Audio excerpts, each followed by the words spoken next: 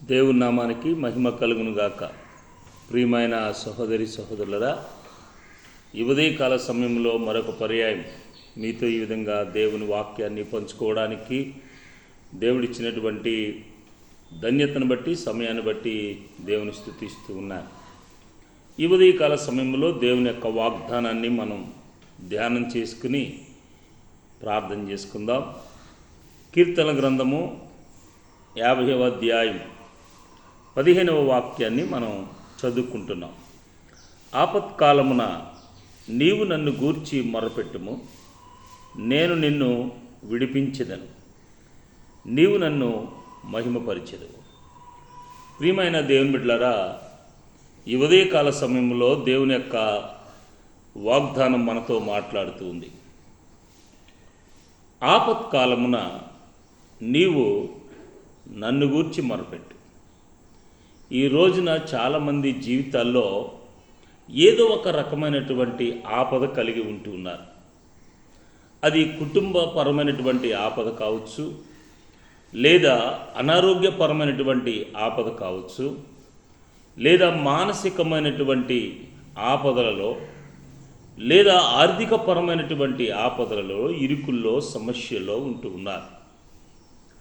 ఇలాంటి పరిస్థితుల్లో ఉన్నటువంటి వారు శాంతి సమాధానం లేక అనేక మంది రకరకాలైనటువంటి ప్రయత్నాలు, పరిస్థితులు చేస్తూ ఉన్నారు. అయితే దేవుని యొక్క వాగ్దానం ఈ ఉదయకాల సమయంలో మనతో మాట్లాడుతున్నటువంటి పరిస్థితి ఏమిటంటే, నీవు ఆపద కాలంలో ఉన్నప్పుడు, ఎవరి యొక్క సహాయము నీకు లేనప్పుడు, అనేక మంది విషయాల్లో నువ్వు రకరకాలైనటువంటి పరిస్థితుల్లో నలిగిపోతూ ఉన్నప్పుడు నీవు చేయవలసినటువంటి పని ఏమిటి అంటే, దేవుని సన్నిధికి వచ్చి, లేదా నీ యొక్క గృహంలో రహస్యమందున్నటువంటి తండ్రికి నీవు మొరపెట్టు.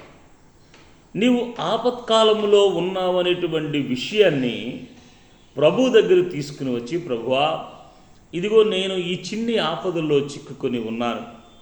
దేవా, ఈ ఆపద వల్ల నేను ఏమీ చేయలేకపోతున్నాను.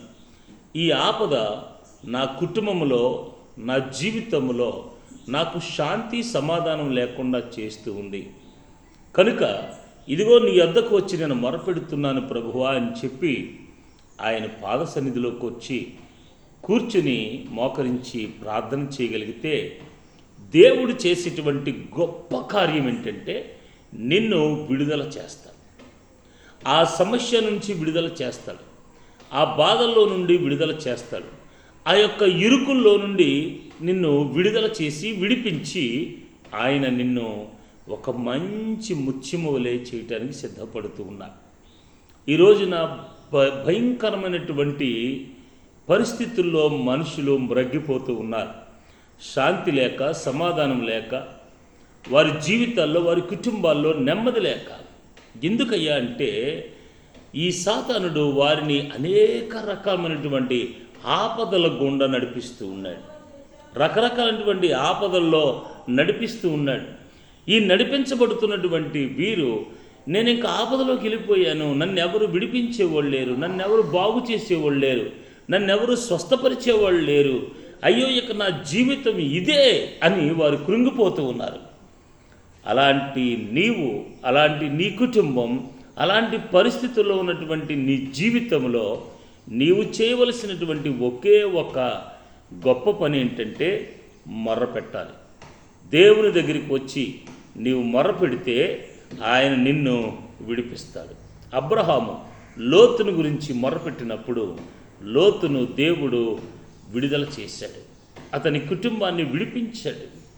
హిజ్కియా మొర్రపెట్టినప్పుడు అతని మరణకరమైనటువంటి రోగము నుండి ఆయన్ని విడిపించాడు. సమరయ స్త్రీ తన యొక్క పరిస్థితుల్లో నుండి, పాప భారంలో నుండి ఆయన్ని విడిపించాడు. నడుము వంగిపోయిన స్త్రీ,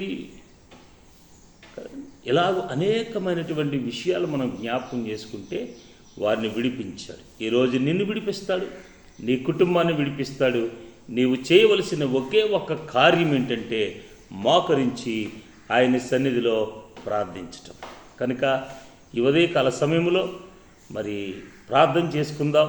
ప్రార్థన చేసుకుని ఆయన మనం విడిపించమని కోరుకుందాం. పరిశుద్ధుడైన తండ్రి, ఈ బిడ్డలు నాయన ఈ వాక్యం ద్వారా బలపడి నాయన వారికి ఉన్నటువంటి ప్రతి విధమైన ఆర్థిక ఆపదల్లో నుండి, శారీరకమైన ఆపదల్లో నుండి, అనారోగ్యపరమైన ఆపదల్లో నుండి, కుటుంబపరమైన ఆపదల్లో నుండి వారు నాయన విడిపించబడడానికై ఈ వాగ్దానాన్ని మీరు అనుగ్రహించి ఉన్నారు. ఎవరైతే నీ సన్నిధిలో ప్రభువా ఇదిగో తండ్రి మేము ఆపదలో ఉన్నామని ఈ వాక్యాన్ని విని చెబుతున్నారు, వారిని విడిపించండి.